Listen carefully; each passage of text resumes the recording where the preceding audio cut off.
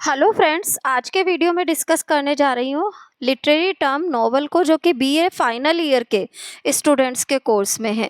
इस literary term को discuss करने के पहले आप लोगों को बता दूं कि नॉवल पर्टिकुलरली एक लेंदी स्टोरी होती है, नैरेटिव प्रोज स्टोरी होती है, हम कह सकते हैं लेंदी होती है, कुछ चैप्टर्स में डिवाइडेड, जिसमें कि कुछ फिक्शनल कैरेक्टर्स के माध्यम से अलग अलग विषय पर राइटर अपनी बात को रखने के लिए एक कहानी को प्रस्तुत करता है। तो नॉवल को देखते हैं और अलग अलग टाइप के नॉवेल्स को भी हम लिटरेरी टर्म के रूप में डिस्कस करते हैं। तो ध्यान दीजिएगा, the term novel refers to a fictitious prose narrative, एक काल्पनिक कहानी है, और a tale of lengthy plot, या हम कह सकते हैं लेंदी प्लॉट की कहानी, which present a picture series of a real और इमेजिनरी लाइफ, जिसमें कि रियल और इमेजिनरी लाइफ की पिक्चर सीरीज है।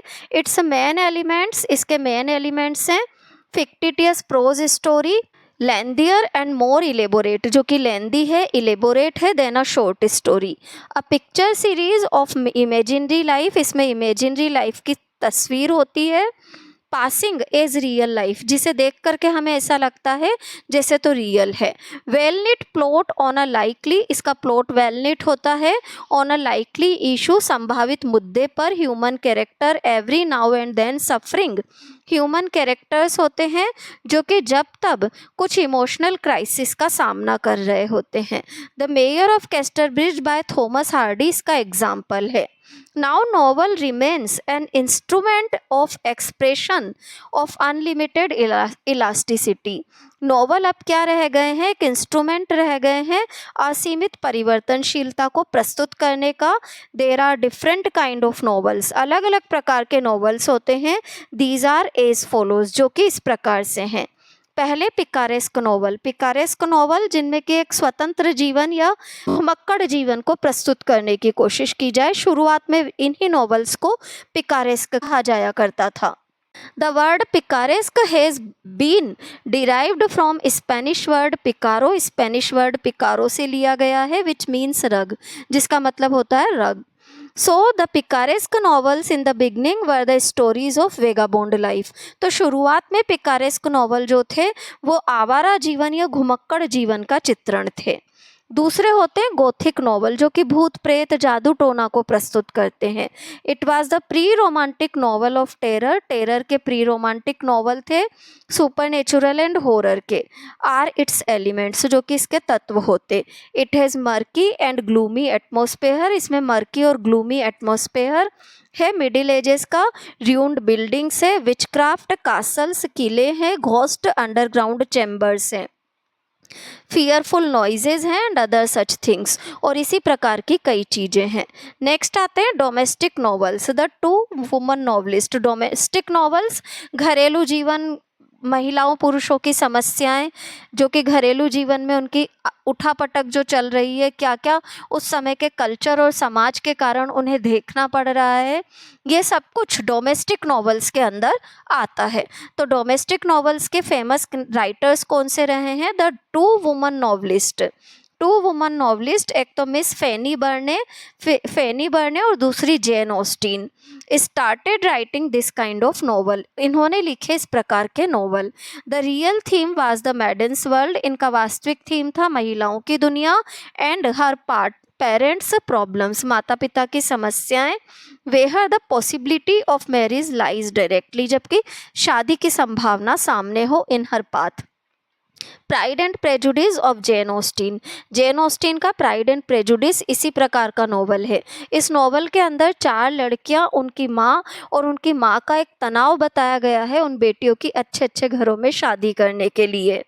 नेक्स्ट आते हैं हिस्टोरिकल नॉवल, जिनके बेस में कोई हिस्टोरिकल कहानी हो, हिस्टोरिकल इंसिडेंट हो और काल्पनिक चरित्रों के माध्यम से उन्हें प्रस्तुत किया जाए, तो वो होते हैं historical novel. First historical novel कौन सा था? वेवरले, जो कि 1814 में आया। Was written by sir Walter Scott, लिखा किसने? वॉल्टर स्कॉट ने, एक नंबर के लिए ध्यान रखिएगा। This novel is product of romantic imagination, ये नॉवल रोमांटिक इमेजिनेशन की प्रस्तुति है। Its story set in historical background, इसकी कहानी भी हिस्टोरिकल बैकग्राउंड में है। Example, a tale of two cities is set in the framework of French revolution. French revolution के ताने बाने में टेल ऑफ टू सिटीज़ को रखा गया है, जो कि 1789 में हुआ था। रियलिस्टिक नॉवल, जिनमें कि रियल लाइफ से रिलेटेड कोई मुद्दा या इशू या कोई घटना प्रस्तुत की जाए चरित्रों के माध्यम से। An aspect of real life is presented, प्रस्तुत किया जाता है इन दीज नॉवेल्स, इन नॉवेल्स में। Its a theme is based on the writer's experience of life, इसका थीम है राइटर का जीवन का अनुभव, his knowledge of his world, of the world, दुनिया का ज्ञान, and revolution by his intuition, आंदोलनकारी प्रवृत्ति उसकी अंतः प्रेरणा से। Catherine by William Makepeace, William Makepeace का Catherine is the first novel of this type, इस प्रकार का पहला नॉवल था। नेक्स्ट आते हैं रीजनल नॉवल। रीजनल नॉवल, जिनमें कि नॉवलिस्ट किसी पर्टिकुलर क्षेत्र विशेष के लोगों के कल्चर के और एटमॉस्फेयर को अपने नॉवल में प्रस्तुत करके कुछ काल्पनिक घटनाओं और चरित्रों के माध्यम से अपनी कहानी को प्रस्तुत करने की कोशिश करता है, तो वो कहलाते हैं regional novel. It is one of the series of novels, ये नॉवेल्स की वो सीरीज है in of which the setting is particular region of common culture, जिसमें कि सेटिंग में पर्टिकुलर रीजन है, कॉमन कल्चर बैकग्राउंड और इंटरेस्ट है। R K Narayan, Thomas Hardy are regional novelist. R K Narayan, Thomas Hardy, ये सारे रीजनल नॉवलिस्ट हैं।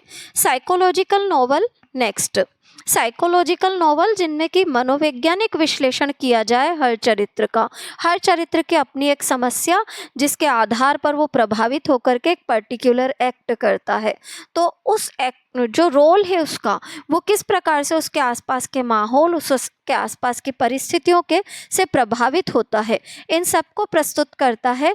Stream of consciousness technique के नॉवल भी कहा जाता है इन्हें, जिसमें कि चरित्र के दिमाग की जो स्थिति होती है, उसके दिमाग में क्या चल रहा है उसे प्रस्तुत किया जाता है। टू द लाइट हाउस इसका सबसे बेस्ट एग्जाम्पल है, जिसे कि वर्जीनिया वुल्फ ने लिखा था। It represent the thoughts, feelings etcetera flowing in a characters mind at a given time. चरित्र के दिमाग में जो थॉट्स और फीलिंग्स चल रही होती है एक दिए गए समय में, वो सारा इसका विषय होता है। यहाँ पर नॉवल के मेरे नोट्स कंप्लीट होते हैं। Novel as a literary term आपको क्लियर हो गया होगा। अगर कोई भी कन्फ्यूज़न है तो प्लीज़ कमेंट बॉक्स में कमेंट डालिए। डिस्क्रिप्शन बॉक्स में मैं इन नोट्स का लिंक भी आप लोगों को डाल रही हूँ, तो अच्छे से पढ़िएगा। वीडियो अच्छा लगा हो तो चैनल को लाइक, सब्सक्राइब और शेयर ज़रूर करें। Thank you everyone.